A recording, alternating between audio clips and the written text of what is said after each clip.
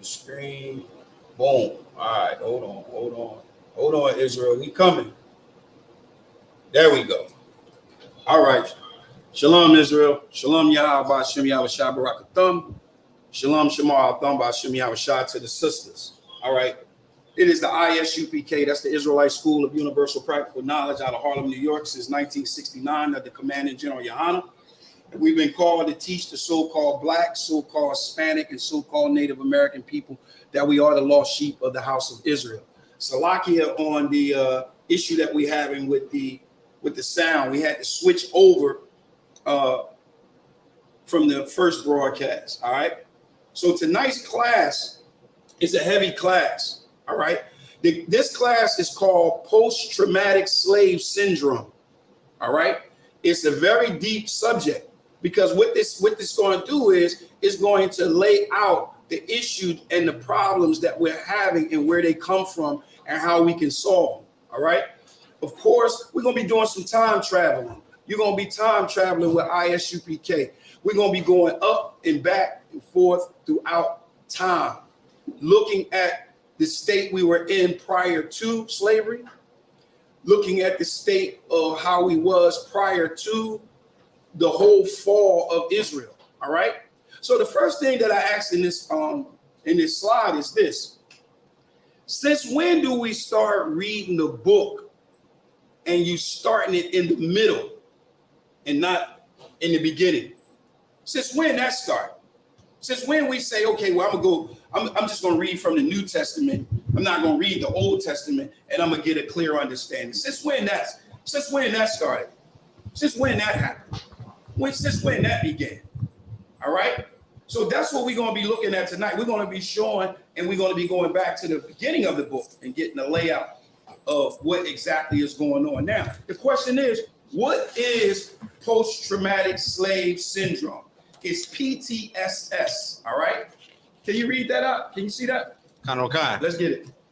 Post-traumatic slave syndrome, PTSS, is a theory that explains the etiology of many of the adaptive survival behaviors in African American Israelite communities throughout the United States and diaspora. Well, it's supposed to be, right, but that means the diaspora, right? Yeah. So when it says it explains the etiology, right? Etiology, we got the definition right down in the left-hand corner. What post-traumatic stress syndrome theory, what it explains is the cause, the set of causes, or the manner of causation of a disease or condition.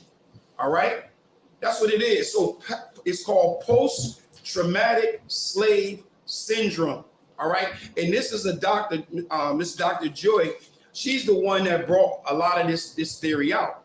So it goes and says, post-traumatic slave syndrome. It is a condition that exists as a consequence of multi-generational oppression of the Israelites and their descendants resulting from centuries of chattel slavery. All right. It is a form of slavery which was predicated on the belief that African Americans, which are the Israelites, right? Can you finish that for me? On the belief that African Americans, which are the Israelites, were inherently genetically inferior to whites. This was then followed by institutionalized racism, which continues to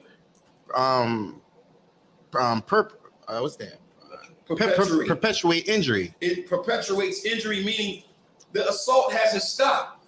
It's perpetual. It's still happening right now. And notice what it says. It says institutional racism. This is what causes this post-traumatic slave syndrome. All right. All of these things is very important. But one of the most important things in this paragraph is the multi-generational oppression of the Israelites. Very, very important. Now, just imagine, what is trauma? What is trauma, right? Imagine the trauma was so catastrophic, right, that it erased your mind. It erased your history. It erased your future. The so-called blacks, Hispanics, and Native Americans, we've been through such trauma that erased us. I want y'all to understand that. There's no one on the planet that's been through it. You know how people try to say that slavery was before, it was slaves before the Israelites? Well, I question you this. When have it ever been slavery where you erased them? I want y'all to understand, we were erased. Our minds was erased. One of the things that make a human is their root. What makes us is our root. We have a past. A tree without a root is dead. They cut our root off. They cut the root off from the tree, right? And completely erased us. So just imagine that. Imagine that. So now, what is trauma? Read that out. What is trauma? Where did you go to the next slide? Go to the next slide. Oh, trauma is not just a physical injury. So understand, it's not just physical, right? Go ahead.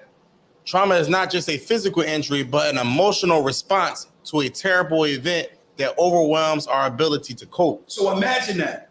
Imagine that. It is emotional response to a terrible event. Well, I'm here to tell you, there's not been an event on the planet that has happened to us that you can compare to anybody. I want to say that again. We was completely erased. We was completely erased. Our emotional response was definitely a terrible event. We had to respond to a terrible, terrible, terrible event that took place. And yes, it was definitely overwhelming. And the ability to cope was second to none, right? So what is this? What is syndrome? Read that out. Syndrome is a term that describes a group of symptoms that occur together and indicate a specific condition or disorder. Understand, the transatlantic slave trade, that happened and it occurred when? Together. Together. All right? So remember, as we going through this slide, there's a couple of things I wanted you to get. Trauma like a second. and syndrome. Understand, syndrome is a term that describes a group of symptoms that occurred together and indicated a special condition or order, all right? So now, the transatlantic slave trade, like I said, there was nothing that happened darker on, I can hear y'all, nothing that happened darker on the planet than the transatlantic slave trade, all right? And the question that I always ask myself, is anybody ever asked yourself, now that we in the truth, now that you're in the truth, you ever thought about, okay, why didn't we never hear about this in the Bible? As far as being a Christian, why we never heard about this? The slave trade being in the Bible. Like, you got to understand, if a Christian says that the slave trade is not in the Bible, then you got to ask yourself, well, do you understand and see the Bible as a book that's alive? Because it definitely happened, and it should be documented. All right? It definitely should be documented. So what we're going to do is we're going to get into our time traveling machine. We're going to get into our time traveling machine, and we're going to go back to 1400 BC. All right? We're going to go back to before the assault took place. We're going to go back before that trauma of the transatlantic slave trade took place. We're going to go back to a time when the post-traumatic slave syndrome didn't happen altogether. It didn't happen yet. So we're going to get into our time traveling machine. And you're going to get in with the Isupk with Officer Tashiyama, and we're going to take that travel, right? We're going to go on back there, right? We're going to go back and we're going to look at King David. We're going to go back to 1000 BC, Salakia. Let me get back in there. Get back in my time traveling machine. We're going to move up a little bit, and we're going to go to King David, right? And we're going to look, during the time of King David, all 12 tribes was all together. That means all Black, Hispanic, and Native Americans was together. Excuse me? Salakia, what you got? It's 1000 BC. Oh, Salakia. You know what? Guess what we're going to do? We're going to change that right now. That's how we do. That's how we do. BC, the water. So we're going to go to 1000 BC, like I said, during the time of King James' reign. And we're going to begin to read. Now, understand the 12 tribes together, 12 tribes of Israel was all together. All right. And King David, he reigned over all 12 tribes. And King David executed judgment and justice unto all his people. Not just Israel, not just Judah, but all Israel. All right. All Israel. All Israel was together, but something happened. And this is what we really going to dig deep down and explore. So you want to go to 1 Kings chapter 11, verse 1. We're going to look at the time on when the split took place. All right. We're going to take a journey through the split. Look at the split. Look exactly what happened and where everyone went and how did the transatlantic slave trade take place. Right. You got it. 1 Kings chapter 11 and verse 1. Let's get it. The book of 1 Kings, chapter 11, verse 1. Read. But King Solomon loved many strange women, Come on. together with the daughter of Pharaoh, women of Moabites, Ammonites, Edomites, Zidonians, and Hittites, Read. of the nations concerning which the Lord said unto the children of Israel, ye shall not go into them, neither shall they come in unto you. For surely they will turn away your heart after their gods. Come on. Solomon clave unto these in love. We had a lot of problems with that right now with a lot of Jacobites, a lot of our brothers out here, Jacob, right? A lot of them is actually going inside of these temples and they're inside of these churches and they marrying women. And guess what? They ready to die for that white Yahweh Shah. Can I say that? Maybe I should keep them Jesus. Right, white right. Jesus. That That ain't even sound right. That ain't even sound right. A lot of them do that. And they willing to die for it. And guess what? A lot of people willing to destroy their family for it, right? So Solomon cleaved to women and married many women of other nations who the Most High had told us not to marry because he says, surely they would turn away your heart from following after your God, right? And you're going to follow after their God. But guess what? Solomon cleaved onto them anyway. Verse 4. Verse 4. For it came to pass when Solomon was old that his wives turned away his heart after other gods, and his heart was not perfect with the Lord his God, as was the heart of David his father. So his heart wasn't right. Go down to verse 6. His heart wasn't right. Why? Because he was following after other gods. Go ahead. What you got? Hey, sir, is this an example of when brother said a woman can take you out of the truth? Damn right. A woman can take you out of the truth. A woman to get you right up out of here. Because you'll start to have that. You start to get soft. I'm straight up. You'll start to get soft and you just compromise. I think once you start to get into a woman, you have to be careful on your compromise.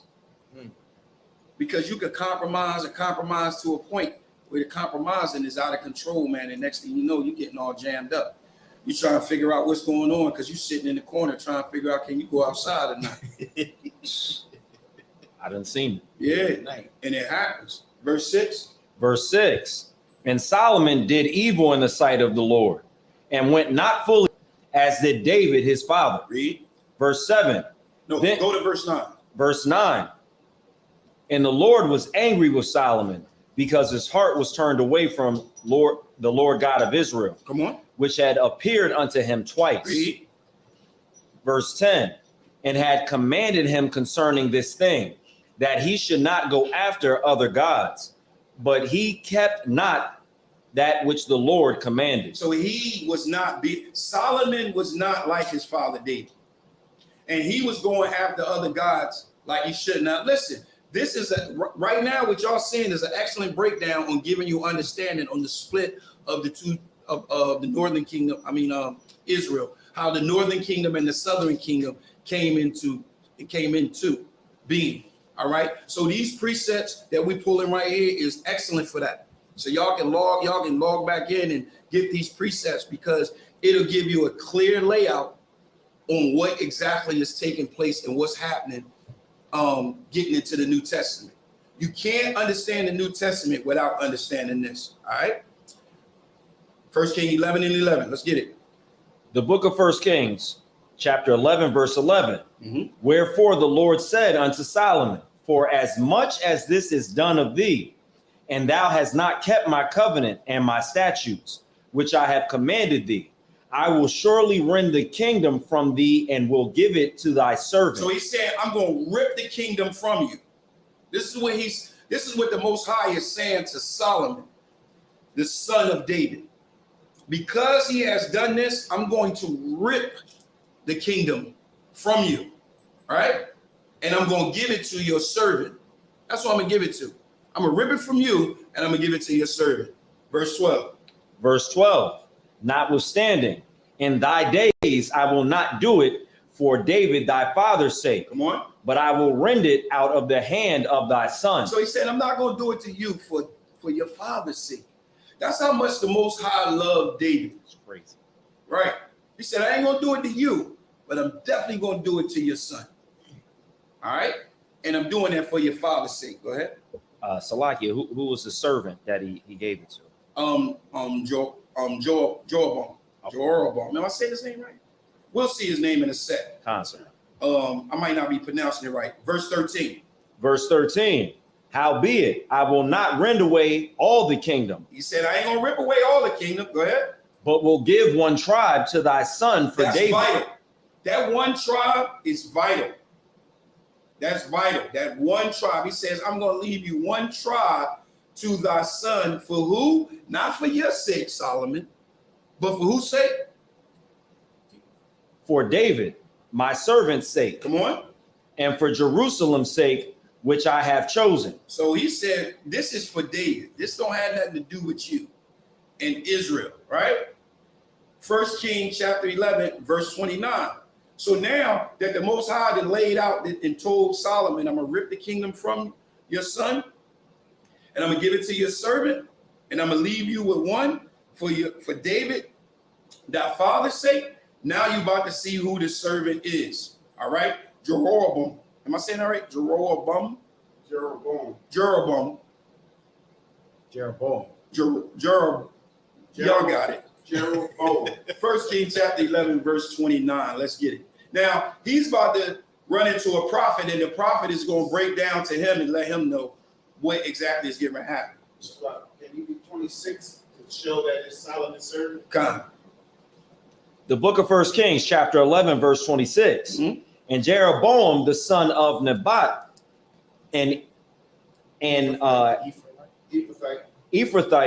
of Zerata, Solomon's servant, whose mother's name was Zeruiah, a widow woman. Even he lifted up his hand against the king. All right, now go down to verse 29. Verse 29. And it came to pass at that time when Jeroboam went out of Jerusalem, that the prophet Ahijah the Shilonite found him in the way. Come on. And he had clad himself with a new garment. So he garbed himself with a new garment. He covered himself with a new garment. Go ahead. And they two were alone in the field. So now the prophet and Jeroboam is actually in the field together alone. All right. And the prophet is getting ready to break down to him and let him know that he's getting ready to receive the 10 tribes. Watch this. Verse 30. Verse 30.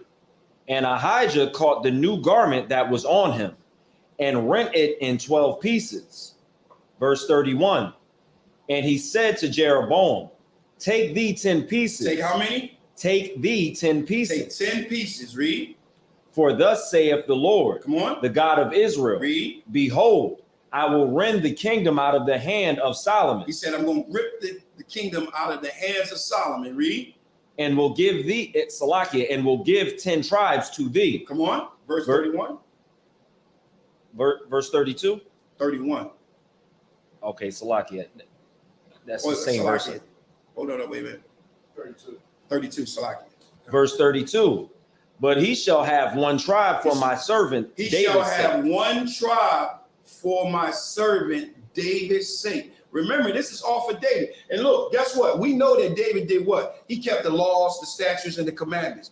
David did the will of the Most High. Now you can see how far doing the will of the Most High takes you. It can bring a blessing to your son. It can bring favor to your family. Right? Verse 32. Verse 32. Read it again. But he shall have one tribe for my servant David's sake, and for Jerusalem's sake, the city which I have chosen out of all the tribes of Israel. And you're going to see this over and over and over again in this presentation. That one tribe is Judah. Judah is called Jews in the New Testament. I'm going to say that a lot because that's something that you need to drill into your head. That the word Jews in the New Testament, Jew, it can be talking about one tribe, which is the southern kingdom, or it can be talking about all 12 tribes. Context is everything. So now, after that happened, what happened? It was split into two. You had Solomon.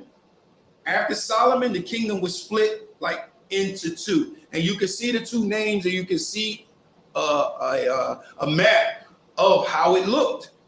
This is how it looked. If you look at this map, you'll see you got Judah, the kingdom of Judah. They were more, I would say, south, and Jerusalem and Israel would be more north, right?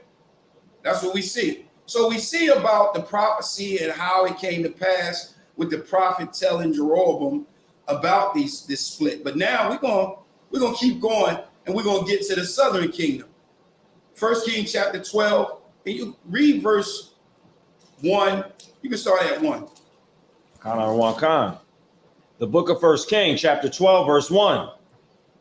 And Rehoboam went to Shechem, for all Israel were come to Shechem to make him king. Verse 2. And it came to pass, when Jeroboam the son of Nebat, who was yet in Egypt, heard of it, for he was fled from the presence of King Solomon. Verse 3. Verse 3, that they sent and called him, and Jeroboam and all the congregation of Israel came and spake unto Rehoboam, saying. All right, so now everybody is going to the son of Solomon. Who is Solomon's son? Rehoboam. Rehoboam is Solomon's son, right? And Jeroboam is the servant. So everybody is going to Jeroboam, and this is what they have to say. Verse 4, read. Verse 4, thy father made our yoke grievous. Now therefore make thou the grievous service of thy father, and his heavy yoke which he put upon us lighter, and we will serve thee. So now they're asking Rehoboam for a lighter. They asking for a lighter yoke. Because they're saying David was rough on us. David was hard on us. So they're asking for a lighter yoke. They're asking for some relief, right? Verse 5. Verse 5. And he said unto them, depart yet for 3 days, then come again to me. And the people departed. All right, so he gave them 3 days to think about. He said, listen, I'm going to think about it for 3 days, and then y'all come back. So he went and he spoke to the elders about the situation. So he got counsel from his elders, and then he got counsel from the young men. Let's see who counsel he took. Go down to verse 13. Verse 13. And the king answered the people roughly, and forsook the old man's counsel. So he forsook the old man's counsel. That the old man was saying, listen, make their burden light, make it light, make the yoke light, right? But he forsook the old men's counsel that they gave to him. Verse 14. Verse 14. And spake to them after the counsel of the young men. Come on. Saying, my father made your yoke heavy, and I will add to your yoke. So he's saying, look, I'm going to add to it. That's crazy. Sheesh. Put the heat on you, right? I'm going to add to. So if you thought that yoke was heavy, I'm going to give you even heavier yoke. Read. My father also chastised you with whips, but I will chastise you with scorpions. Come on. Verse 15. Wherefore the king hearkened not unto the people, for the cause was from the Lord, that he might perform his saying, which the Lord spake unto Ahijah the Shilonite, unto Jeroboam the son of Nebat. All right, so what is he saying right there? When he says, for the cause was from the Lord, what do we mean? The Lord told him to do it. The Lord told him to do it. What else you got? So it's asking, so was it like almost like hardening his heart in a sense? You going all the way in. No, I ain't gonna say that. Okay. But what I am gonna say, the cause was from the Lord, is because remember the Lord prophesied. He told Solomon that he was gonna do this. And then the prophet came to him and he prophesied to Jeroboam that this was gonna happen. So this was the will of the Most High. This was a judgment that was coming down the pipe because of what took place. You know what this is like? This is like, you know what? That's gonna be too heavy. That's gonna be too heavy. If y'all got that right there, then we too wild, right? That's like, Go ahead. What you got? I thought you were going to say that's when he promised Jacob. I was gonna say that. I was gonna say that. I was. Most High in Christ. So I'm gonna go ahead and say it. It's like a situation, because I was having a conversation today with somebody about Jacob and Esau. And Rachel had to make a decision to give the blessing to Jacob. She was actually doing exactly what we read right there. She was doing the cause, what was caused from the Lord, because the Lord had prophesied. I mean, the Lord had already told her that the elder shall serve the younger. He had already told her who's supposed to get the blessing. So you're right. It's just like the same thing. The Most High put that in effect and put that on the heart of Rachel to act. All right. Now go down to 1 Kings chapter 12 and verse 16. Verse 16. Come on. So when all Israel saw that the king hearkened not unto them, the people answered the king, saying, Now listen to what they said. Now they about to come at his neck. Read. what portion have we in David? What do we got to do with the king? What do we got to do with Judah? That's what they saying. What do we got to do with Judah? Remember, all the tribes was broken. You know, they were in their own area, right? And you got the northern kingdom and you got the southern kingdom. So Israel, all Israel said, what do we got to do with David, man? We don't got no parts of David. Y'all got y'all thing, we got our thing. That's the mentality that they're operating in. Read. Neither, Salakia, neither have we inheritance in the son of Jesse. Read. To your tents. So we don't have any inheritance to your land, to anything that's coming to you. That's yours. We don't got nothing to do with that, right? Read. O Israel, Come on. now see to thine own house. Come on. David. So Israel departed unto their tents. I want y'all to understand what's going on. Remember, this is about the split. This is about the split. Verse 17. Verse 17. But as for the children of Israel, which dwelt in the cities of Judah, Rehoboam reigned over them. What is he saying? What are they saying right there? Verse 17.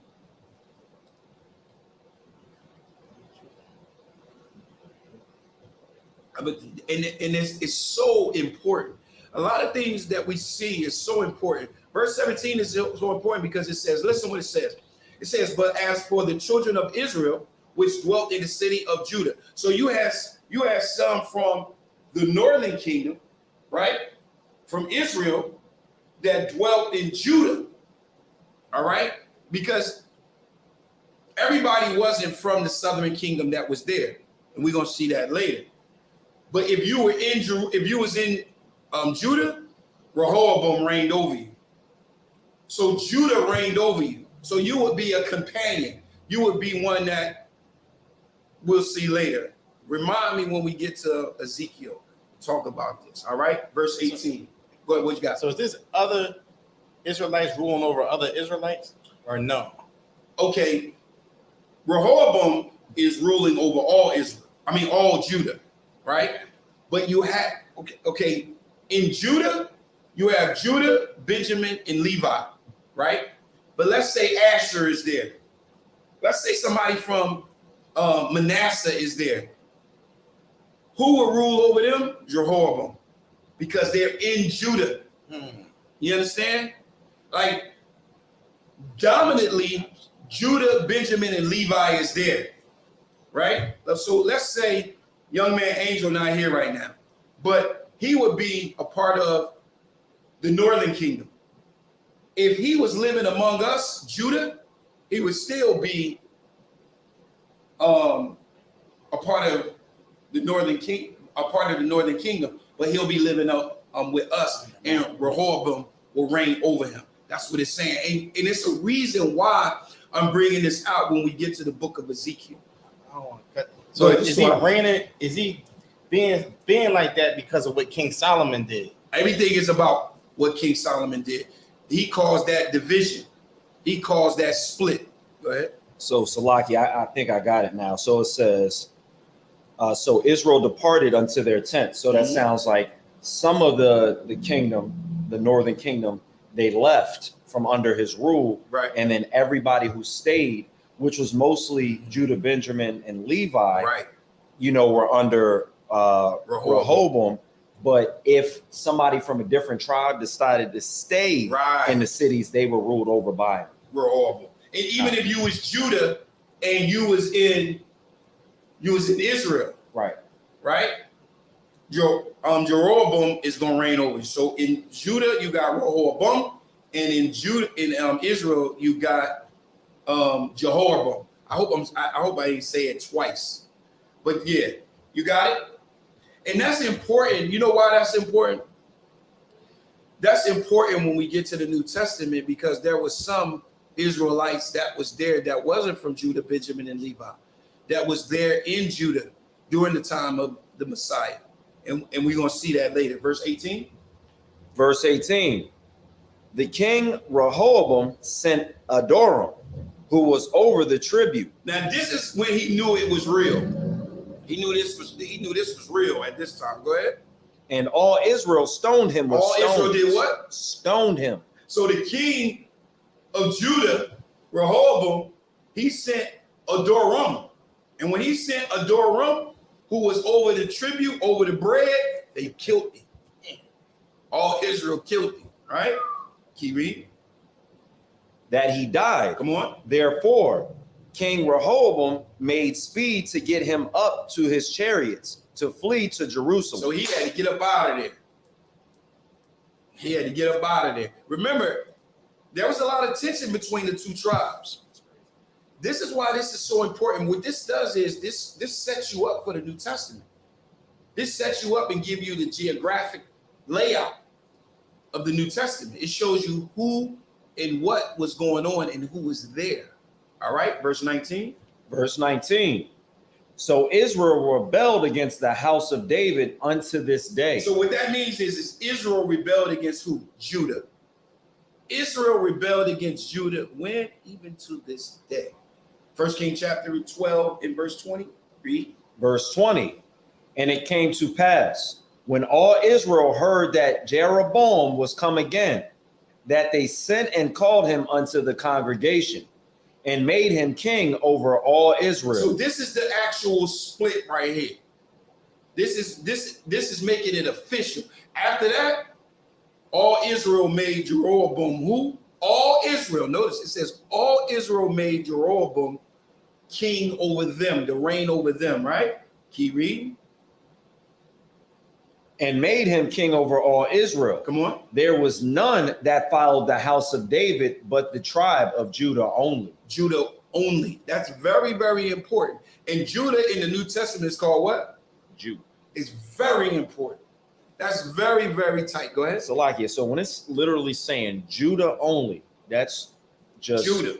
So not Benjamin? Not yet. Okay, come on. Nobody yet. Okay. We're gonna get into it. Go ahead. Was Jeroboam was he a little bit more lenient than the other than Rehoboam? Well, that's what it sounds like. That's why I would think they would choose him. Like, Yeah, that's what it sounds like. Remember, Rehoboam said, "Listen, man, I'm coming heavy.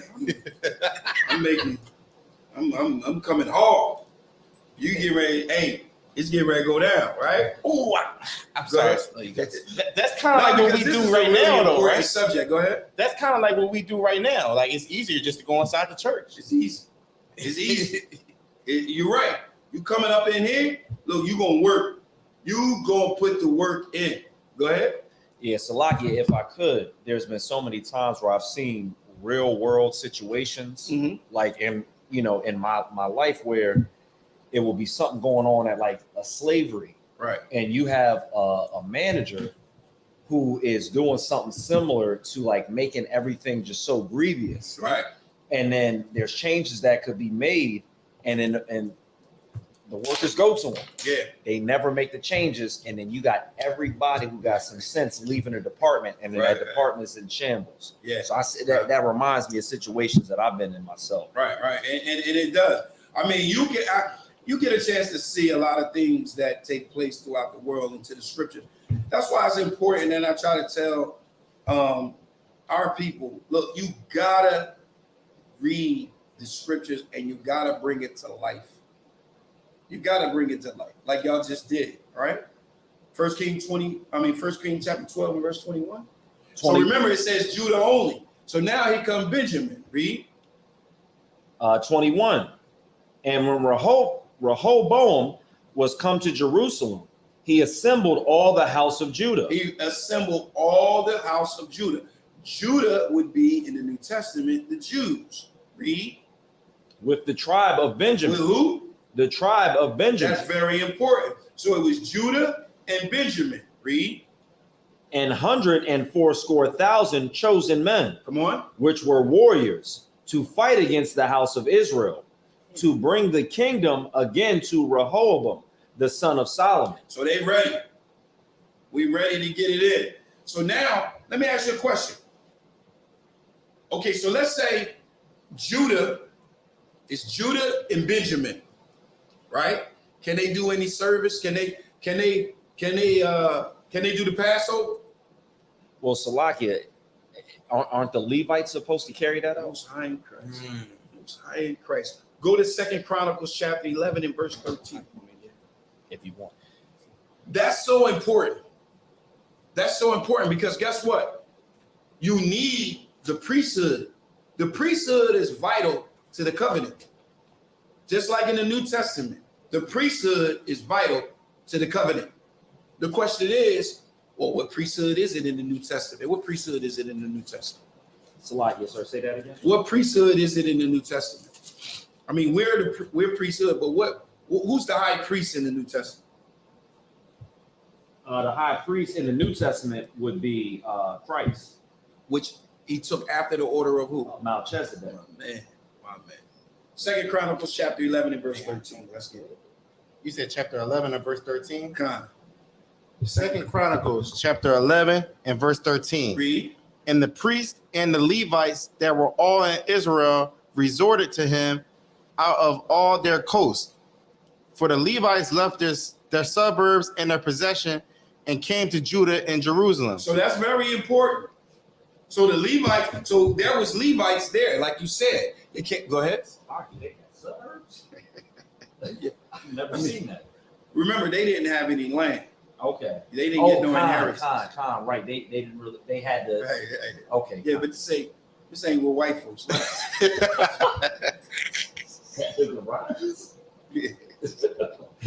Go ahead. So Salakia. So remember, they left their possessions and they came where? To Judah and Jerusalem. Well, who was in Judah and Jerusalem? Who was there? Just said it. That was Jeroboam, right? Right. No. It was Rehoboam. Yeah. So the Rehoboam is Solomon's son. Right. Okay. And who was there? Judah and Benjamin. Now who's there? The Levites. Keep reading now. For Jeroboam and his sons had cast them off from executing the priest's office unto the Lord. So they couldn't even, under Jeroboam, they couldn't even do their job because he was wild. He was over there sacrificing pigs and all kinds of shit. Yeah, he was wild. He was. Keep going. Read. He ordained him priest for the high places, and for the devils, and for the calves which he had made. And after them, out of all the tribes of Israel, such a set their hearts to seek the Lord God of Israel came to Jerusalem to sacrifice unto the Lord God of their fathers. So they straightened the kingdom of Judah. You read verse 17? Yep, I'm reading verse 17. Go ahead. So they strengthened the kingdom of Judah. So who strengthened the kingdom of Judah? The Levites. The Levites. Right? How did they strengthen? Because they came and they was able to execute the priesthood, right? They was able to do that, right? So now in verse 17, it says, read it again. So they strengthened the kingdom of Judah Come on. and made Rehoboam the son of Solomon strong. So they made him strong, right? Read. 3 years. For 3 years they walked in the way of David and Solomon. For 3 years, they walked in the way of Solomon. So now we understand this. Go back to 2 Kings chapter 17 and verse 18.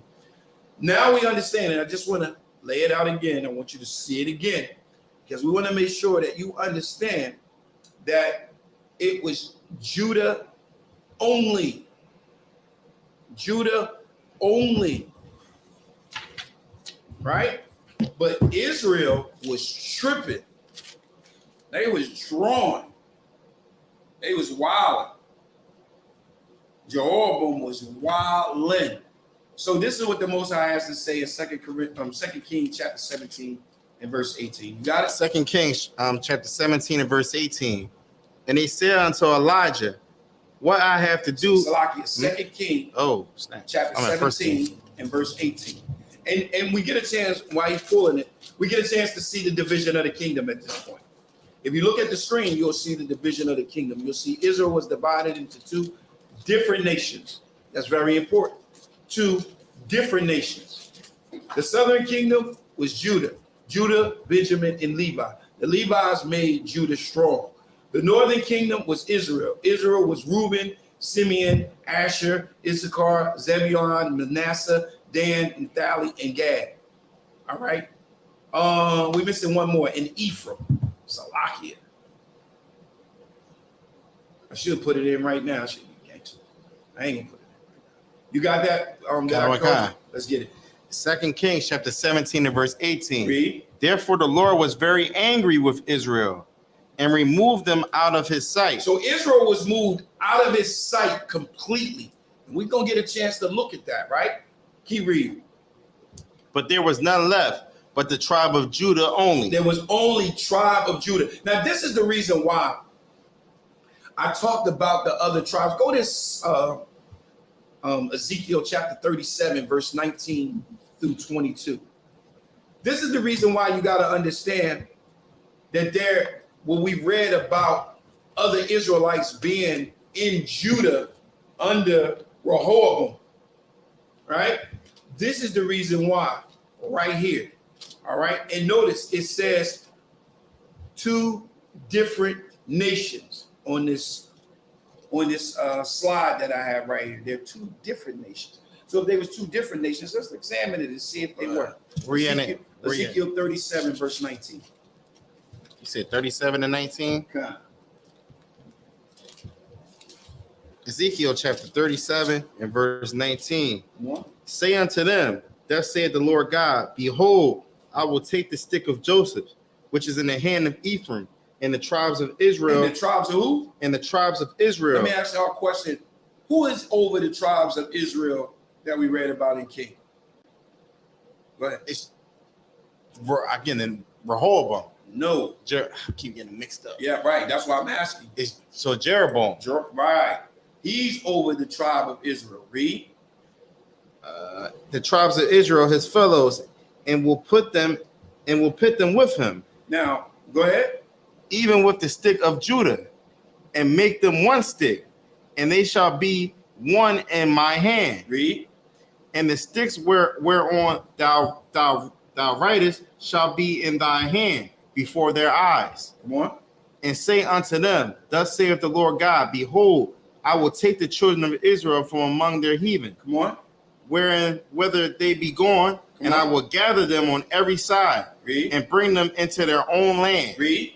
And I will make them one nation. And I will make them what? And I will make them one nation. Come on. And a land upon the mountains of Israel. Read. And one king shall be king to them all. Read. And they shall be no more two nations. They shall be no more what? And they shall be no more two nations. That's very important to understand that at this point, they were two different nations. So he says, and they shall be no more two nations. Read. Neither shall they be divided into two kingdoms anymore at all. So now we understand that the northern kingdom was Israel. The northern kingdom was Israel, and the southern kingdom was who? Judah, Which is called what in the New Testament? Jews. Exactly. It's very important to understand that. So let's see what exactly happened to the northern kingdom. 2 Kings chapter 17 and verse 22. All right? Because the Most High was tight with Jeroboam. They was wilding down there. But I'm here to tell you that Israel followed along too. Israel, remember, it gave a time period. It says they were strong for how many years? 3 years. 3 years. 3 years. It didn't say that he was strong for his whole layout. It says 3 years. So 2 Kings chapter 17 and verse 22. For the children of Israel walked in all the sins of Jeroboam, which he did. They departed not from them, Come on. until the Lord removed Israel out of his sight. So he removed Israel out of his sight. He was done with them. I want y'all to understand that's very important. He was done with them. And you're going to see how he was done with them. Read. Until the Lord removed Israel out of his sight, as he had said by all his servants, the prophets. So was Israel carried away out of their own land to Assyria unto this day. All right. Now that's where that Assyrian Hebrew comes from. All right. So they were moved out of his sight. He took them out of the land and he sent them to where? Assyria. Assyria unto this day, right? So verse 40. Verse 40. He Oh, said, Salakia. Go to 2nd Ezra. Y'all know what I want. In the Apocrypha. Second Ezra 13 and verse 40. Ooh. Remember, this is dealing with the northern kingdom. We're examining the northern kingdom. Apocrypha. What happened with, yes, in the Apocrypha. What happened with the northern kingdom? What is the Most High saying? this Remember, sounds crazy. he says, while y'all pulling that, I want to go back to it. Just go ahead and pull it. I got it. Yeah, this Remember, was he too much. said in 2 Kings chapter 17 and verse 23, it says, the Lord removed Israel out of his sight, as he had said, by the hands of his servants, the prophets. So was Israel carried away out of their own land to Assyria until this day, right? So now we're going to go to, you got it? I'm waiting for you to say it out again. What is it? Is it 2nd Ezra chapter 13 and verse 40? I didn't know. I don't have it jotted down. Ain't it 2nd Ezra or is it 1st Ezra? I don't have my. I thought it was second interest. Yeah, I think it's 2nd Ezra 13 verse. It should start off. Those are the 10 tribes. And remember, Jeroboam had 10 tribes. Jeroboam had 10 tribes, and Rehoboam had 2 with some Levites to execute the duties of a priest. You got it? Answer. Read. The book of 2nd Ezra, chapter 13, verse 40. Come on. Those are the 10 tribes which were carried away prisoners out of their own land in the time of Osei the king. So Osei is Hosea. So it says these are the 10 tribes. The 10 tribes represent who? What kingdom? North or south? Say that again, sir. The 10 tribes, they represent the north or the south kingdom? Southern. South. No, northern kingdom. The 10 tribes? Oh, Salakia. Northern kingdom. But Benjamin, Judah, and Levi are the southern. Southern kingdom. All right, I got to All right. remember. We the southern kingdom. Come, read it again. Those are the 10 tribes which were carried away prisoners Come on. out of their own land in the time of Osei, the king whom Salmansar, the king of Assyria, led away captive. And he carried them over the waters, and so came they into another land. Read. Verse 41. But they took this counsel among themselves. So this is very important. I want you to slow down a little bit. They took counsel among themselves. They didn't take counsel with the Assyrians. They took counsel among themselves. Read. that they would leave the multitude of the heathen. Come on. And go forth into a further country. Read. Where never mankind dwelt. No, with some mankind dwelt. Where never mankind dwelt. Where never mankind dwelt, right? Read 42.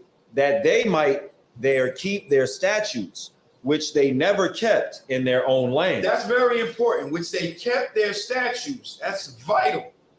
Which they kept their statutes, because we're going to examine about keeping your statutes. Verse 43. Verse 43. And they entered into Euphrates. Where did they enter into? Euphrates. That's very important. They entered into the Euphrates. Read. By the narrow passages of the river. Come on. Verse 44. For the Most High then showed signs for them and held still the flood till they were passed over. Come on. Verse 45. Read. For through that country, read. there was a great way to go. Come on. Namely, a year and a half. That's very, very important. So wherever they went, it took them a year and a half. Go ahead. Salakia. After reading this, I don't understand how a lot of the fake Old Testament Israelites are the ones that believe they stayed in Africa, could Right. still think they were in Africa Right. after a year. A year in the water. And a half. And a half in the water.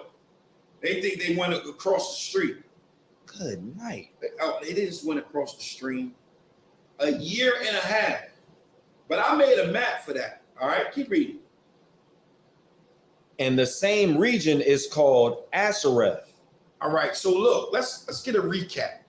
So the northern kingdom, they went into a further land where never mankind dwelt, right? And where they went, where it says they held still the flood, that means they held still the waves. Remember, the ocean is mean. It's a mean ocean, right? The ocean, especially dealing with the Atlantic, it has a flow to it that you have to go and flow. You got, like, if it's twirling that way or going this way, you got to go that way. And if it's going this way, you got to go that way. It's a road map that you go. But guess what? It says the Most High held still the flood, meaning it held still the waves till they passed over. The same place was called Aras, say it. Asareth. Asareth, I think. all right, which means land, right? So now let's look at the map and let's examine it. Read verse 43 again. And if you look, you can see a map with this. And the map will lay out exactly what was going on. Go ahead. I want you to slow it down too as you read. Go ahead. And they entered into the Euphrates. So they entered into the Euphrates, as you can see the arrow on the map. The Euphrates is right there. So they entered into the Euphrates. Read. By the narrow passages of the river. So you can see the route that they're going. Go ahead. For the Most High then showed signs for them and held still the flood. And as you can see my arrow, I'm going along as he reads. Go ahead. Till they were passed over. So they passed over. Go ahead. For through that country, There was a great way to go. So it's a great way to go. Here's the great way to go. Go ahead. Namely, a year and a half. Go ahead. And the same region is called Asareth. All right. So now, if you look at Asareth, right, you can actually see. What I did was I looked at an encyclopedia. I went to a Jewish encyclopedia, and I looked it up. And I found it. I found it in a Jewish encyclopedia, right? Can you see that? I'm trying to get back on there. I can't see it. You want me to read that? They found it. I found it in a Jewish encyclopedia. So I was able to find Azareth. Am I saying that right? Azareth. Yeah, something. We was able to find it in the Jewish encyclopedia, and this is what it had to say. Go ahead. JewishEncyclopedia.com, Asareth. By Morris Jastrow Jr., Kaufman, Kohler. The name of the land beyond the great river. Now remember, this is in a Jewish encyclopedia. So it says the name of the land beyond the great river. Read. Far away from the habitation of man. Remember, he says where no mankind dwelt, right? Read. In which the 10 tribes of Israel will dwell. So y'all don't think that Christopher Columbus had access to this? Because he did. Keep reading, huh? In which the 10 tribes of Israel will dwell.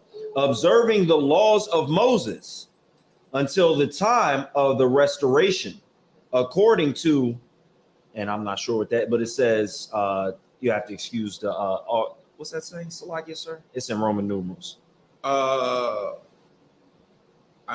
Just keep going. Columbus identified America with this land. Now, it's very important to understand that. So what they're saying is Christopher Columbus identified this land. He identified this land before he got here because he took Hebrew interpreters with him. All right. And we're going to examine that. Go ahead. That's it. It just says after that, translated by Dr. C. Gross. All right. So real quick recap. Remember, it says in a further country where no mankind dwelt, right? And that what that land was called. And remember, it also says that they went there to do what? To keep their statues, which they couldn't in the which they couldn't keep in their other land, right? So look at this. Read that right. Go ahead. So the Lord knew all this was going to happen. He knew Columbus already saw it. He knew Absolutely. he knew this all was going to happen. Absolutely. Yeah. Absolutely. Absolutely. So remember, it says that they will go to a land and they would do what? Try to keep their statutes and their judgments, keep the things that was taught to them. Remember, they took counsel among themselves. So guess what? The Ten Commandments was found in Ohio, in North America. You got it? Khan Adawan Khan. Let's get it. 10 Commandments found in North America. Mm-hmm. In November of 1860, David Rarick of Newark, Ohio, found an inscribed stone in a burial mound about 10 miles south of Newark, Ohio. Come on. The stone is inscribed on all sides with a condensed version of the 10 Commandments. How did that get here? This guy here before Christopher Columbus. This shows the evidence that these were the 10 tribes of Israel that was doing what? That they might do what? That they might keep their statues, which they never kept where? In their own land. Khan. This is the evidence. This is the crumb trail. This is simple. This is simple. How would the 10 Commandments get in Ohio, in North America, before Christopher Columbus got here? I'll tell you how it got here. It got here because we brought it here. Right. We brought it here. All right. You got any more on that? Just a little bit more. Come on. Let me pause it. I'm gonna go to the next slide. You want to just go to the next one? Yeah, I'm gonna go to the next slide. Because guess what? The 10 Commandments was found in 2 places. Now I'm gonna break some things down to y'all in a minute about these two findings. All right. So now we see that the 10 Commandments was found where? In New Mexico. Read it. 10 Commandments found in New Mexico. The Los Lunas inscription is an abridged version of the Decalogue or 10 Commandments, carved into the flat face of a large boulder resting on the side of Hidden Mountain near Los Lunas, New Mexico, about 35 miles south of Albuquerque. All right, so now, guess what? Let me tell y'all something about this. Now, I actually had the pleasure of actually going and traveling and looking at the 10 Commandments in Ohio, right? The 10 Commandments in Ohio was written in block Hebrew, okay? And what they did was the block Hebrew and the Hebrew that they found in Mexico, the Hebrew that they found in Mexico is older than the Hebrew that they found in Ohio. Mm. You know what that shows? It shows that they was traveling back and forth. Because the block Hebrew didn't come out until about, according to what they had found, the block Hebrew didn't come out until about 500 BC. The Hebrew that they found in New Mexico, that dates, this is Paleo. Mm. So Paleo Hebrew was in New Mexico, and the block Hebrew was in Ohio. They're 2 different dates. 2 different dates. The Hebrew that they found in New Mexico, it goes all the way back to the Assyrian time, right? But the Hebrew that they found, the block Hebrew that they found in Mexico, goes back to 500 BC. We came over here like around between 800 and 700 BC. All right. So here we see the 10 Commandments found in Ohio and New Mexico. And why? Because they might keep their statues, which they never kept in their homeland. And that's the evidence of it.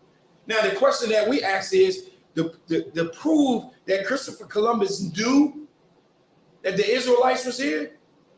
Why did he take Hebrew translators? Read that out. This is what Columbus did. Why take a Hebrew interpreter? Louis de Torres died 1493. He was Christopher Columbus's interpreter on his first voyage to America. He was one of the boys that he left here and he died. Go ahead. De Torres was a convert, apparently born Yosef ben Halevi Halvrai, chosen by Columbus for his knowledge of Hebrew. Of what? Of Hebrew, Go ahead. Chaldaic, and Arabic. You know what's heavy about this? What I did was, according to Christopher Columbus, he was going to where? He was going to like the red dots. Yeah, he claimed that he was. But guess what? I looked up their language during that time. They didn't speak none of these languages. Wow. They didn't speak none of these. You know who would be speaking these languages? The Israelites. Huh. I was about to ask, weren't we under captive under people that spoke these languages? Well, the Chaldaic, that would be the Chaldeans. In the Arabic, that would be like the Aramaic. Because we went through, there were certain Israelites that had to deal with those Ishmaelites and would have probably picked up those languages as well. Right. I want you to read down at the bottom because a lot of people need to understand that those that was already here, the 10 tribes that was already here, they went through everything that we went through too. And to prove it, I pulled this out from a manuscript, a letter from Christopher Columbus dealing with the king. Can you read that in February of 1495? Khan. In February 1495, Christopher Columbus took captive over 1,500 Arawaks. About 550 of them were shipped to Spain as slaves, with about 40% dying en route. So we know that the transatlantic slave trade started where? In America. In America. It's very important to understand that the indigenous people in this land went through the same thing that we went through on the west coast of Africa. But understand a couple things here. Dominantly, the 10 tribes of Israel was not where? Right. Dominantly, the 10 tribes of Israel was not where? They were not in Jerusalem. Right. They wasn't on that side of the earth. Right. They were on this side of the earth. So who was on that side of the earth? The Southern Kingdom. Which is who? Judah, Benjamin, Levi. That's very important. That's very important. Because you see language that a lot of Israelites like to debate back and forth and say, it's only Judah, da da da da da. No, listen. The reason why a lot of times we see information dealing with Judah, because the northern kingdom was over here. Dominantly, they was here. The southern kingdom was dominantly still over there. That's very, very, very, very important. Go to 2 Kings chapter 17 and verse 7. So now let's examine the southern kingdom. We know what happened with the northern kingdom. We know that the northern kingdom was where? Over here. Dominantly here. The southern kingdom was still dominantly over there. All right? And this is still operating under the old covenant. Very important. 2 Kings chapter 17 and verse 7. For so it was that the children of Israel had sinned against the Lord their God, which had brought them up out of the land of Egypt. So we know who the children of Israel is and who he's dealing with right here, right? Because he's talking about how they sinned coming out of the land of Egypt. Read. From under the hand of Pharaoh, king of Egypt. Come on. And had feared other gods, and walked in statues of the heathen, whom the Lord cast out from the children of Israel, and of the kings of Israel they had, which they had made. Go down to verse 13. Verse 13. Yet the Lord testified against Israel. The Lord did what? the Lord testified against Now, Israel. the question that you should be asking yourself, is he talking about all 12 tribes? Not at all. This Nah. is how you know, because of the context. Keep reading. Yet the Lord testified against Israel and against Judah by all the prophets and by all the seers, saying, turn ye from the evil ways and keep my commandments and my statutes according to all the law which I commanded your fathers, and which I have sent to you by my servants and prophets. Verse 18. Verse 18. Therefore, the Lord was very angry with Israel. So the Most High was very angry with Israel. We're reading about how he was angry with Israel. We know that he moved Israel what? Out of his sight. We know that Israel went over to the over to the Americans. We know that. All right. But I'm examining this about the southern kingdom too. And look what he had to say about the southern kingdom too. Read. Therefore, the Lord was very angry with Israel and removed them out of his sight. Come on. There was none left but the tribe of Judah only. Come on. Also, Judah kept not the commandments of the Lord, their God, but walked in the statutes of Israel, which they made. What that mean?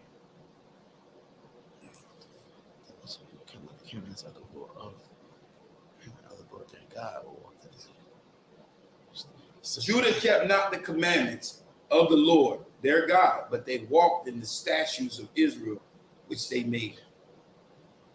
Who going? Who got it? Wasn't damn. Go ahead. Is that talking about following the precepts of men? Like Absolutely, it's talking Good about night. precepts of men. And he's talking about how Judah followed after Israel. Remember, Israel was moved out of his sight. They on this side. And Judah started doing the same salaki. They started doing the same thing. Right? Verse 20. This is your answer. And the Lord rejected all the seed of Israel. No, some of the seed of Israel. All the seed of Israel. So all Israel was rejected. Go ahead. And afflicted them and delivered them into the hand of spoilers Come on. until he had cast them out of his sight. Now, stop. So now you got Judah and you got Benjamin. They both, the Most High had cast them both off. What about his covenant? What about his promise? Didn't he promise Abraham, Isaac, and Jacob? Didn't he give them a promise? But yet you have Judah and you have Israel, both wilding. The Most High got rid of both of them. What you got? It isn't like, okay, like you my son, you promised I made you a promise, but that don't mean I can't punish you. Right. Is that saying the same thing? Like they don't wash away the promise, it's just a punishment, right? It's just a put. Well, we about to see because you got to think. He promised them. Go to Genesis 17 and 7. It was a promise that was made to Abraham. There was a promise that was made to Isaac. There was a promise that was made to Jacob. Abraham, Isaac, and Jacob received promises. All right. But yet, these descendants that came from Abraham, Isaac, and Jacob, all of them was wild. And so the Most High was done with all of them. He was done with all Israel. He was sick of them. He was done with them, right? Genesis 17 and 7. Then Abraham fell unto his face. This is dealing with the promise. Remember, he made a promise to who? To Abraham. And we're about to read about this promise. All right, go ahead. Then Abraham fell onto his face. 17 and 7. Oh, 17 and 7. Okay. And the angel of the Lord found her. Genesis 17 and 7. Oh, snap. I'm tripping. It's Lakia. And I will establish my covenant between me and thee, and thy seed after thee and their generations, for an everlasting covenant. For what? For an everlasting covenant. Hold on. For an everlasting covenant. How can it be an everlasting covenant if everybody's out of the Most High sight? Let's keep going. To be a God unto thee, and to thy seed after thee. And to thy seed after thee. But we just read that all the seed of Israel was taken out of the Most High sight. What about the promise? Verse 8. And I will give unto thee and thy seed after thee, the land wherein thou art a stranger, and in all the land of Canaan, for an everlasting possession. For what? For an everlasting possession. How could it be an everlasting possession if they took if everybody is gone? Right? Keep reading. For an everlasting possession, and I will be their God. And God said unto Abraham, thou shalt keep my covenant thereof. This is why the New Testament was so necessary, because of the promise. The Most High made a promise to Abraham, Isaac, and Jacob. Just like he loved David, he loved Abraham, Isaac, and Jacob, and he made a promise. But everybody was wild, and everybody fell off. Go to Genesis chapter 22 and verse 16 and 17. The New Testament was so necessary because the Most High made an oath. He made a promise, right? I mean, why would, if you're a man, you gotta keep your word. You gotta keep your word. If the Most High can't keep his word, who can? Who can? Well, let's see if the Most High gonna keep his word and how he gonna deal with the fact that all 12 tribes, all the seed of Israel fell out of his sight. How is he gonna deal with it? Genesis 22, 16 to 17. And said, by myself I had sworn, saith the Lord, for because thou hast done this thing and hast not withheld thy son, talking about Abraham, go ahead, thy only son, that in blessing I will bless thee, and multiplying I will multiply thy seed as the stars of the heaven, and as the sand which is upon the seashore, and thy seed shall possess the gate of his enemies. How would the seed possess? If all the seed fell, all the seed was taken out of his sight. I'm going to show you. I ain't even going to go there right there. I'm going to go to, so how would this happen? How would the Most High make this happen? I want you to go to Hosea chapter 1 and verse 6. Let's see how he going to make it happen. But just remember, who's not on that side of the earth? Judah, Benjamin, and Levi. They're not on what side? On this side. And the northern kingdom is still over on the side that we call today Africa, right? So let's see how the Most High going to deal with it, because everybody had fell off, right? But the promise that he made, the oath that he made, how could the Most High be as great as he is? I'm going to show you. Hosea 1 and 6. You got it? And she conceived again and bare a daughter. And God said unto him, call her name Lo Ruhamah,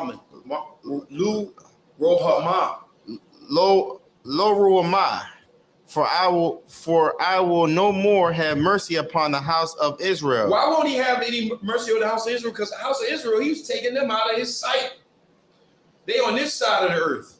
So he says, I will not have no more mercy under the old covenant. I want y'all to keep that in mind. Under the old covenant, under the house of Israel, but I will utterly take them out of the way, right? Go down to verse 7. But I will have mercy upon the house of Judah. He says, but I will have mercy on the house of Judah. Not on Israel, but I will have mercy on Judah. Read. And I will save them by the Lord their God. Come on. And I will not save them by bow, nor by sword, nor by battle, by horses, nor by horsemen. Now we have. All right, that's why. So now he says, I won't have mercy on the northern kingdom, which is on this side of the earth, but I will have mercy on Judah, which is still over there. That's important. Well, go ahead. He's not going. He's not going back on his promise. It's just not at all. It's just a punishment. Oh, he's going to give him that. Yeah, absolutely. And he's going to give him that everlasting covenant. He never said, "I'm gonna take away. I'm canceling the covenant. It's just not gonna be no more." Right. He never said that. But they, like you said, they said, "Nigga, go away." I'm Salaki. Nah, but it's too wild. You're right. But what's vital and very important that we have to understand, and all Bible readers have to understand, all Jacobites, Black, Hispanic, and Native American people have to understand that the Most High said what? He said, I will not have mercy on Israel. Israel is going to stay cast out of my sight. But he's saying, but Judah, I will have mercy on them. I'll have mercy on Judah. So what we have to do is we have to examine the mercy of Judah. And when we examine the mercy of Judah, we see it in Ezra chapter 1. Go to Ezra chapter 1. Let's see the mercy for the southern kingdom.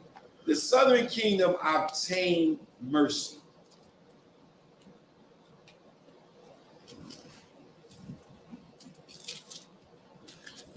We're going 1 and 2. You can start at verse 1. Ezra chapter 1.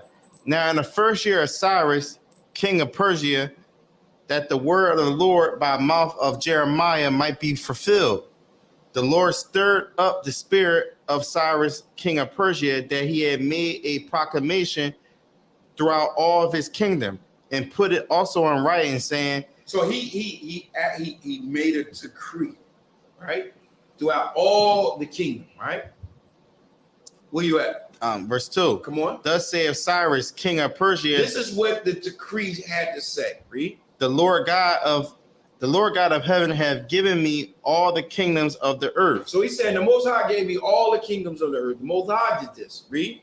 He have charged me to build him an house at Jerusalem. Now let's see. Keep reading. Which is in Judah. Which is in where? Which is in Judah. That's very important. Which is in Judah. Judah. It doesn't say which is in Israel. It says which is in Judah. Go down to verse 5. Let's see who is charged to make this kingdom. Then he rose up the chief of the fathers of Judah and Benjamin and the priests and the Levites, with all of them whose spirit God had raised up to go up to build the house of the Lord, which is in Jerusalem. And they all. No, that's why in Jerusalem. So when it says in verse 5, then rose up the chief of the fathers of who? The chief of the fathers of Judah. Go ahead. And Benjamin. Go ahead. And the priests and the Levites. So that's very important. What are you seeing right there? What is that? Who is that? That the northern kingdom or the southern kingdom? I believe we're on the bottom. We're the northern, right? Southern kingdom. Very important. The southern kingdom was below. The northern kingdom was up. Lord. So and who was made up of the southern kingdom? The southern kingdom is the rest of the 10 tribes. The rest of the 10. So, and the way I've been remembering is that's throwing me off. We in Delaware South. That's why I keep saying it. Go ahead. Benjamin, Judah, and Levi are going to be the southern kingdom. Damn. Exactly. And then the rest. Exactly. So this is still under the old covenant. So remember, under the old covenant, who obtained mercy? Under the old covenant? Who obtained mercy? It was Judah, right? It was Judah. Yeah. Who didn't obtain mercy? The northern kingdom, which is the Gentiles. They became the Gentiles, but which is Israel. That's very important. I want to keep it biblically tight. We got to keep it biblically tight. All right. So we see that Judah obtained mercy under the old covenant, but Israel did not obtain mercy under the old covenant. Israel went over to the Americans, right? Y'all got it? Okay. Everybody got it? I want you to go. This is the reason why we see languages like this. Ezekiel chapter 37 and verse 26.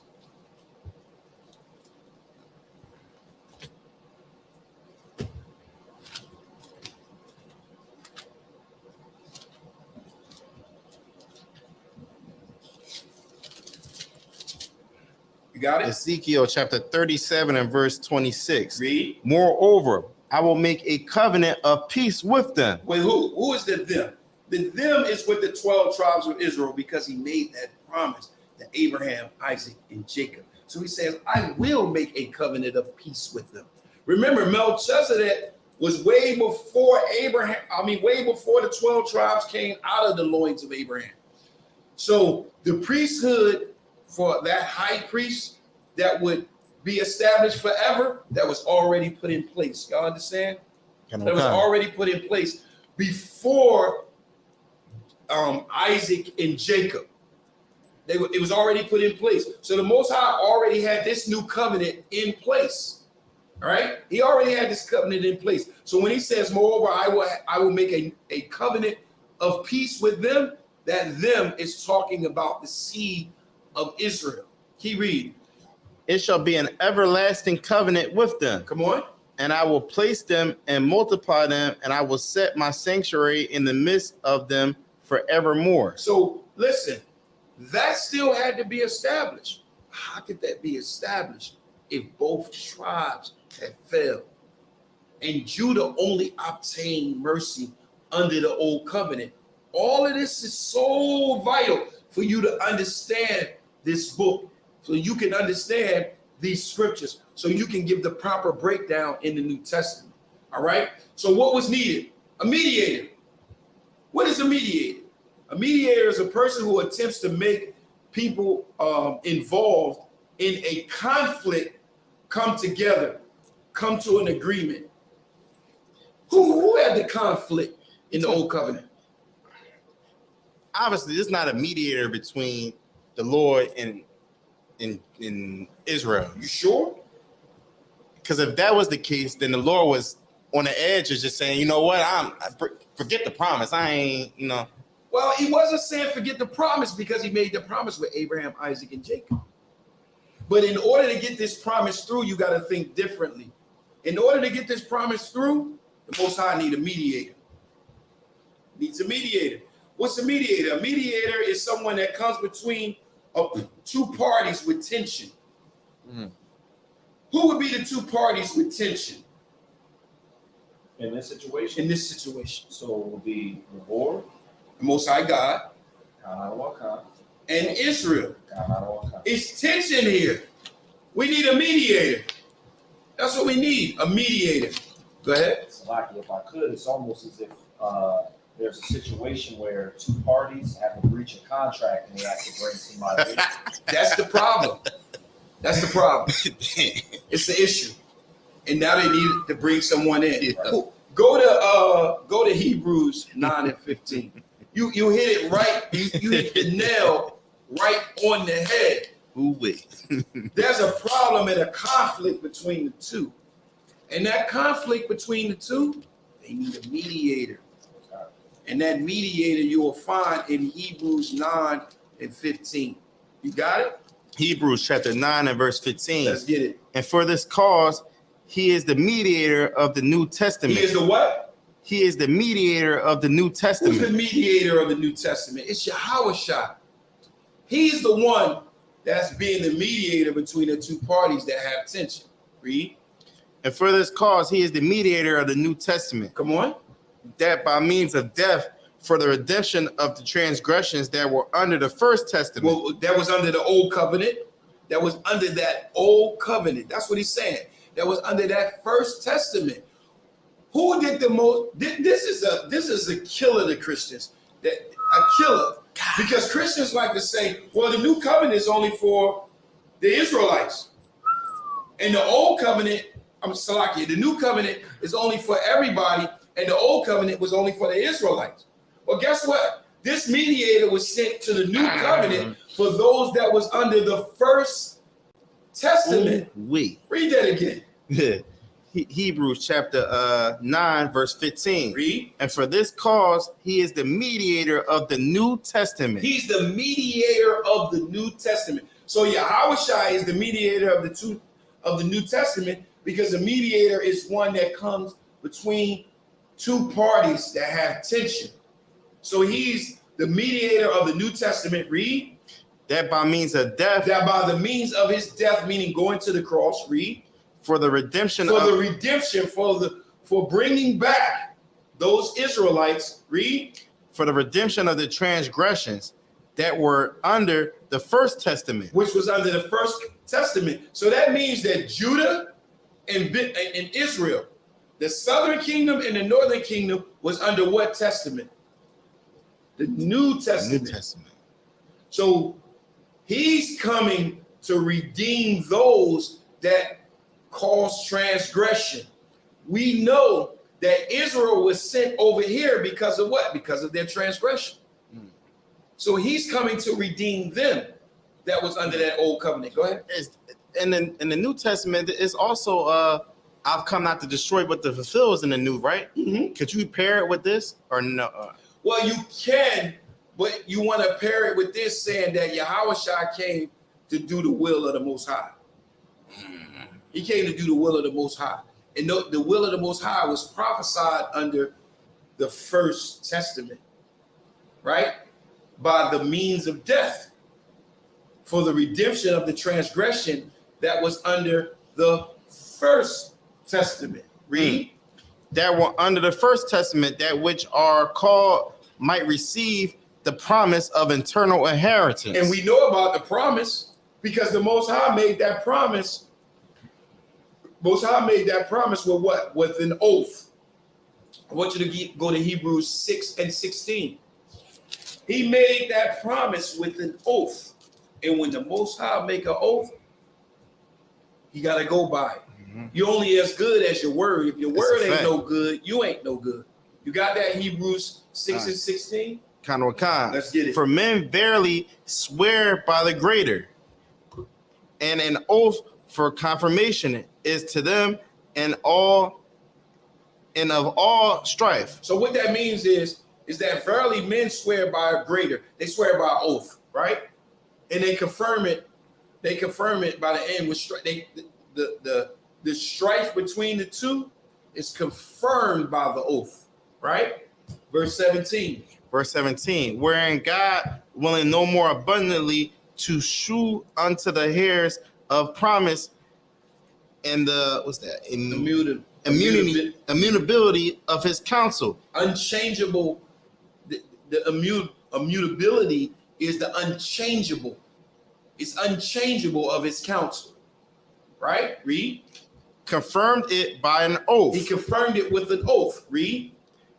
That by two immutable things. That's two unchangeable things. Read. That by two immutable things in which it was impossible for God to lie. So it's impossible for him to lie because once he make that oath, that oath is solid. It's over. He didn't say it. Read. We might have a strong consolation, who have fled for refuge to lay hold upon the hope to set before us, which hope we have. Go ahead. Which hope we have as an anchor of the soul, both sure and steadfast, and which entereth into that within the veil. So now we understand that the Most High made an oath with Israel, and that oath had to be taken out pertaining to a mediator had to come between that to make sure that these two parties with tension come together. It's like oil and water. When you're dealing with oil and water, you need a surfactant. Anybody know what a surfactant is? A surfactant is chemical that causes the two to come together and merge together. Because oil and water is tension between the two. Go ahead. I want y'all to go to Hebrews 31 and 31. Too. It's almost like the Lord needed a counsel almost. No, he needed a mediator. Well, we were tripping. What's the difference though? It's the same thing, right? Go ahead.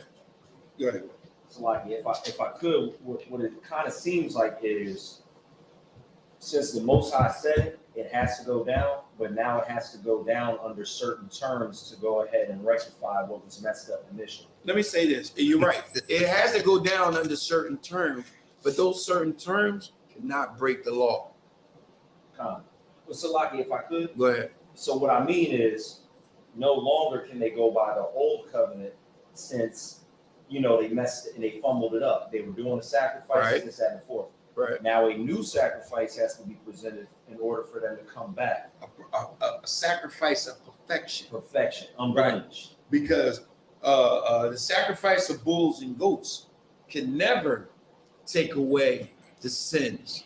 So it had to, Yahweh. It was already set up. That's why I brought up the fact that before Abraham, Isaac, and Jacob, before Jacob had the 12 tribes, Melchizedek was already set up. He was a priest forever. That priesthood was already in place. All right.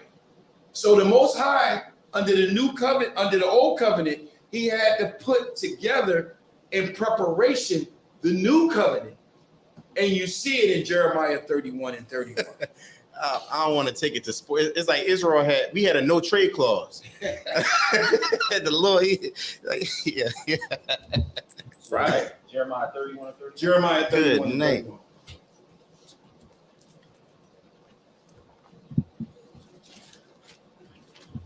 31. You got it? So this is why you see the language that you see under the old covenant, that the Most High had to make a new covenant. He had to make a new covenant because it was tension between the two. So he had to bring his son to be the mediator between the two parties that have tension because of the promise that he made with Abraham, Isaac, and Jacob. Remember, he made a promise with an oath, and it's the immutability of that counsel means it's unchangeable. So once he told Abraham, Isaac, and Jacob, once he told Abraham that he would have an everlasting covenant of peace, right? He had to fulfill that. Even though we didn't fulfill our part, he fulfilled his part. Jeremiah 31 and 31. Let's get it. Behold, the days come, saith the Lord, that I will make a new covenant with the house of Israel and with the house of Judah. Why is he saying between the house of Israel and the house of Judah? Why is he saying that? Go ahead. He's saying that because they were separated. Exactly. That's so That's important. the exact verse I was looking at. Yeah, that's so important going into the New Testament. Because the only people that were still on this side of the earth in the New Testament was who? Judah. Judah. The northern kingdom, which is the 10 tribes, is over here. They had the northern kingdom, like you said earlier, they had went off and they have already become Gentiles, right? Keep reading. Not according to the covenant that I made with their fathers in that day, I took them by the land to bring them out of the land of Egypt, which my covenant they break, although I was a husband unto them, saith the Lord. Come on. But this shall be the covenant that I will make with the house of Israel. So this is the covenant that he would make with the house of Israel. So notice, initially in verse 31 and 31, he says, behold, the day cometh, saith the Lord, that I will make a new covenant with the house of Israel and the house of Judah, right? But when you get down to verse 33, he says, this is the covenant that I will make with the house of Israel. So he's combining them at this point. So in verse 31, they were separate. In verse 33, they was together. Go to verse 36.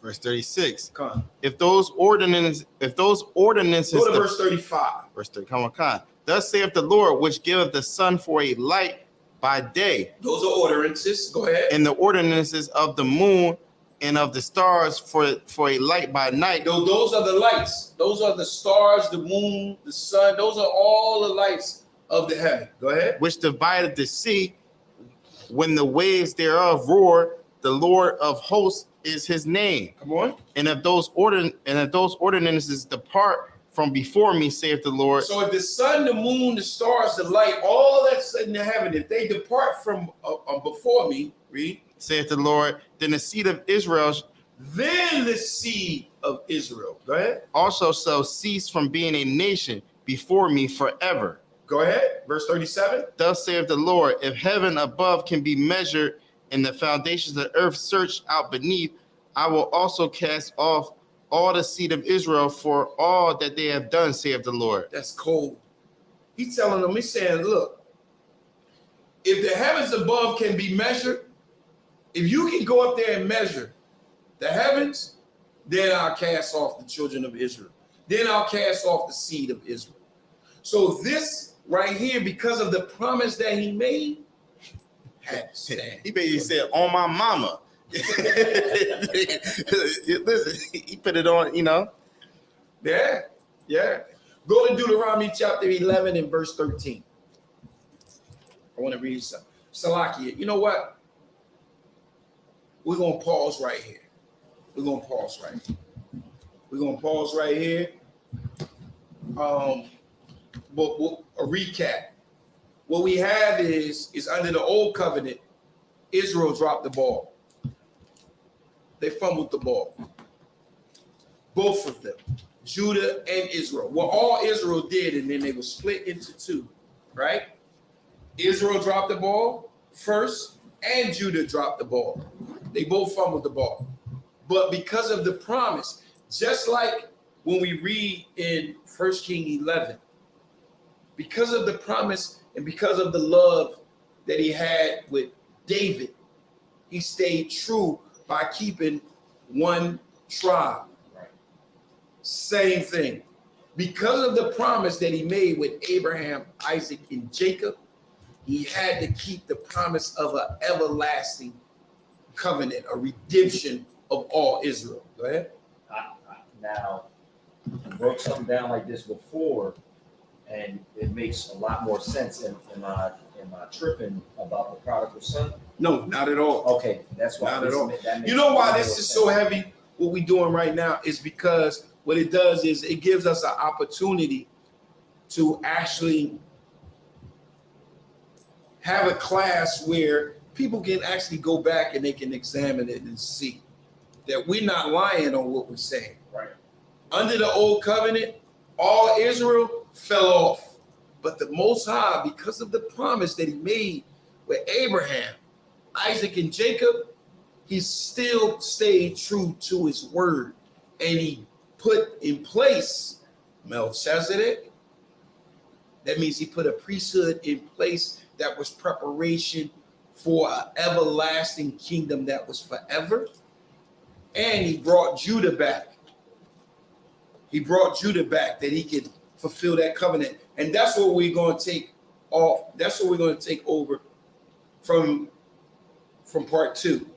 And I'll really be able to get into the post-traumatic slave syndrome. I wasn't able to get to it this class, but I will be able to get to it in part 2. Because part 2 is going to deal with when we get into Yahushua and dealing with the transatlantic slave trade. Any questions? If you don't think, you sure, no questions. Positive. All right, well, I'm gonna pass the class over to priest and officer Kwayashawan. All right.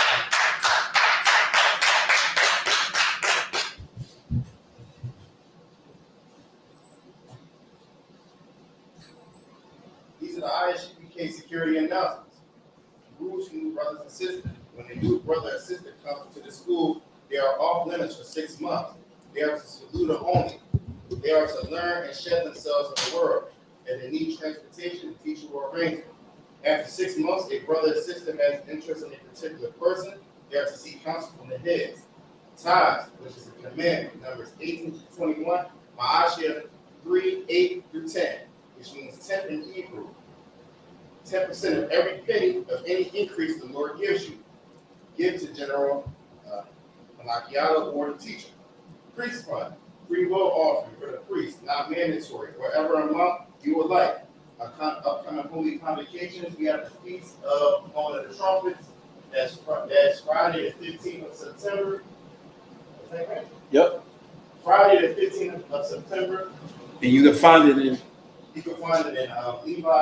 Leviticus, chapter 23, verse 24 to 25. Go ahead. If anyone wants to be a trooper. If anybody wants to wear a trooper, we're all black, boots, shirts, headband, and scarf. With that, men of Israel, Maya. Stand. Ahmad Shabbat. Amaya. Barak. Yahweh Shem Yahweh Barak. Y'all on the top. That's on top. Arms down. Up down. Sorry. Knees to turn. Face the sisters. Men of Israel, Ahmad Shabbat. Amaya. Barak. Yahweh Shema Adonai Hashem Yahweh Shai. Guys on top. Class 6.